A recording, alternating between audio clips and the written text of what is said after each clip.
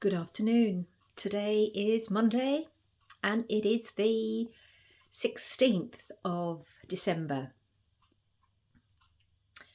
It's been a while since I've posted, but today I'm in the kitchen, and the idea behind today is to show you or explain to you the importance of planning and then use it as symbolism and metaphor for life. As you know, everything I talk about must be seen and adapted to using the language of symbolism and metaphor, because that is the language of nature's principles. And if we apply that system to everything in life, we have a very high probability of making the right choices. Now, on the subject of choices, I'm going to be shooting some very sensitive videos in the next few days after the next Cellular Awakening book reading, which is going to be talking about today's times and what's happening and why it's so important to be in such good health so that your mind is clear and working from the right principles and making the right choices, which really I can't underestimate how important they are and how little time relatively we have left. But that's not today's video. Let me go through what I'm doing in the kitchen right now. So I am making some cakes. I'm going to be taking them as gifts for friends who celebrate Christmas. I'm not somebody who celebrates Christmas really. Yes, it's a reason to celebrate, and once upon a time perhaps I should have done that. I never did. But it's not important. There are far more important things going on right now in the world, and given that my family have never really celebrated, it's not that important. But I do have friends that do celebrate, and I'm meeting one or two of them this week, and I'm preparing some lovely fruitcakes. So now what I want to explain to you is the importance of preparation. It's taken an hour or more to prepare all of this, and I can't impress upon you enough how important preparation is. It's more important than actually baking the cake and putting it together. You can see here I've doubled the portions because I'm making two of this beautiful moist fruit cake. This is a mixture of currants and sultanas and raisins and other mixed dried fruit, apricots, pineapple and so on. Over here I've got glacé cherries, and what I've done with them is I've halved them and I've washed them, and now I'm drying them, and I'm going to cover them in a little flour so I just moved something out of the way so that they don't sink to the bottom of the cake dish. So next I've got eggs, which I've already whipped up. I've got butter here, which I've put into a metal dish, and I'm just gently going to heat it to soften it a little bit more. I've got a dash of salt, some sugar. This is half the amount of sugar, so I've put the sugar required for one cake, not two, and it's quite that I won't even use all of that because I'm looking at it thinking all this fruit's going to be quite sweet. I'm going to cut out the sugar altogether, so I might just put a fraction. You've got what moistens the cake, which is pineapple slices in natural juice. And I'm going to dry them off, dust some flour over that as well so that it absorbs the moisture and doesn't sink to the bottom. And then I'm also making a couple of just Victoria sponge cakes. And what I'm doing for those cakes is I've actually got the ingredients put separately. I've got the flour, actually just making one, flour, butter, sugar, eggs, so I don't get this mixed up. It's easily done with the other fruit cake. Now on the other side, I've not had my lunch yet, so I've just prepared, because I'm cooking, and I normally have lunch around 3 o'clock, 2 o'clock, and then nothing after that. Because I'm actually cooking, I want to have something very simple. So I've got a couple of these beautiful burgers out, which are from Willowbrook Farm. I also make my own, but these are from the freezer. Onions, some pickled cucumbers, gherkins prepared here, which are great because they're pickled. They've got that quality that's going to put the beneficial bacteria into the gut and help digestion. I've even got my mixture of relish and mayonnaise mixed up here. Some tomatoes that will go on. And I've steamed some broccoli in just a tiny bit of water. And I've got this hot plate here, which came with the oven. And it's a great way of just doing your burgers. You do it all in one thing. So you've got your burgers on here. You can warm up your roll if you're making like a burgers in baps. And I'm even going to fry the onions. These onions are going to soften on there as well. So everything's done in one place. It's going to be on a very high heat so that the burgers just cook very quickly on the outside. I don't like them overdone. And over here, I've got some gorgeous bread dough here, which is on its second rise. You can see it's rising nicely. And this has been made with organic spelt flour, organic strong white bread flour, and some extra strong bread flour, and some whole wheat flour, which I picked out of the chapati flour bin. Now, when I've put all of these different things together, you can see I've just got a damp cloth over the top, which I kind of wet with hot water and put over the top. It'll help it rise. And note that I'm doing this, and I put this on the cooker here, because when I cook this, it'll be heat coming off, and this will help that rise.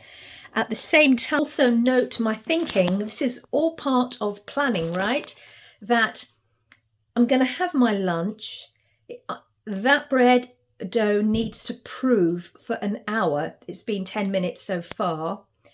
I've got to cook the cakes.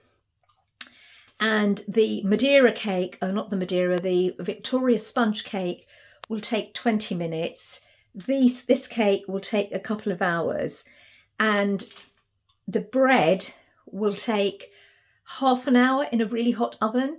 So what I'm going to do is do the bread first, so that when it comes out of the oven, I'll turn the oven down and have the Victoria sponge ready to go on 180. And then when I take that out, I'll put these two in on a lower temperature for a couple of hours. So I'm doing all the baking in one go, and I'm making use of the heat already in the oven so that it doesn't have to heat from scratch again. And all of this going on it's all very synergistic, because it's keeping the house warm, it's helping the the bread dough rise faster, and it's going to be more economical on heat. Now, I know you could say, well, why don't you use the air fryer? Well, I won't use the air fryer. I had one, but I like to do my research. The same way as I plan and prepare. Preparation and planning is key. The same way as I plan and prepare my cooking, I do the same in every sphere of life. Now, not always. That wasn't always the way many years ago, but now for sure the last 10, 15 years, yes. Planning and preparing, and you could equate that, symbolize that metaphor as research as well, because research is a form of planning or preparing for something you're looking at before you go headlong into it. And then you've got a higher probability, if you've done the planning, prepping and research, for things to turn out right and to probably make the right choice, certainly where research is concerned. So on the subject of air fryers, when you look at the type of heat that's used and you do your alternative research, I will not touch it. Yes, in an emergency situation, yes. No, I'm going to use gas. And if you want to know why, do your own research. The same thing with electric cookers and all these other types of cookers. The heat source has an impact on the food and the integrity and nutritional integrity and value of the food that we eat. I'm not going to compromise that, not even for cakes and bread, not a chance. The same thing when I talk about preparation, I was thinking about this earlier, it goes in life. Would you, let's take a commonplace one. Would you, if you're a man, they do, how many men just jump into relationships, and women too for that matter, jump into relationships without actually thinking and doing the planning, prepping and research on the person they're jumping into a relationship with? Now, I know in today's times where morals and values are out the window, they just jump into relationships and think, well, if it doesn't work, I'll just walk away.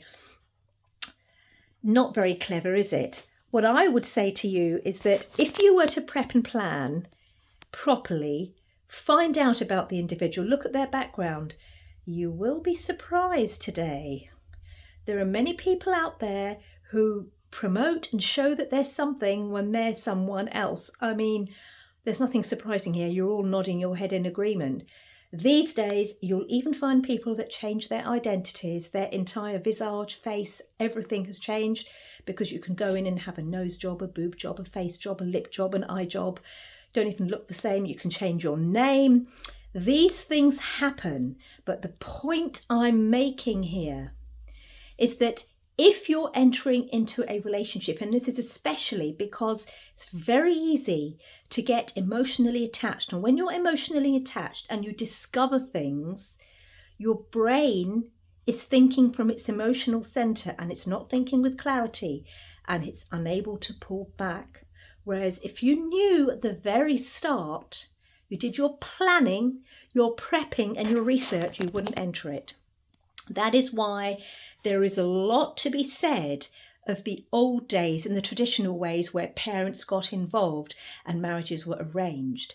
Now, when I say arranged, I'm not talking about forced. Learn how to think. Arranged means that your family is going to, generally, the probability is that they want you to be with an individual that's going to make you happy and will live happily ever after. Generally, that would be the reason for it. Of course, we know in many societies those reasons have changed, but understand the point that I'm making. That's why in the old times you would marry within a certain family community because you think the same. You know the family, you know their history, you know their background. So the probability of the marriage being successful is higher. And those ways are coming back, because we've had such a degradation of society because individuals do not know how to think, and the system is set so that they don't want you to think, so they separate everything and just jump in and just do this and do that and don't think. And that's why you have a 60, 70, 80% in some regions in the Middle East, for example, of divorce rates. Another statistic, and the breakdown of the entire family unit, the breakdown of society.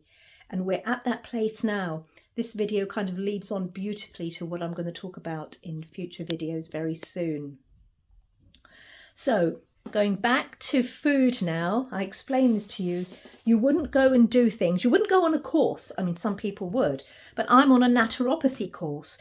I've spent 3 years researching the right course and the right material until I found this one, which was only released in 2022 anyway, because I needed an element of Eastern medicine. Well, that was the key element I was looking for, of Eastern traditional medicine in the course.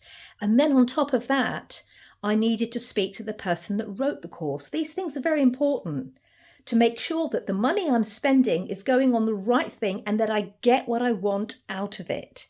I've learned to do that. Patience, time and patience, and making the right choices and keeping your body healthy, keeping your mind healthy spiritually, physically, in every way, emotionally, understanding what emotions really are, then you're going to be firing on the right cylinders. Otherwise, you are likely doomed for failure, especially today, where we are today. So I'm going to go ahead now and wonderful burgers, put them in the bap, enjoy them, and then it'll be just perfect timing to put the bread in the oven. Hey, have a wonderful day, and I'll post some of this on Instagram stories. Until next time, goodbye.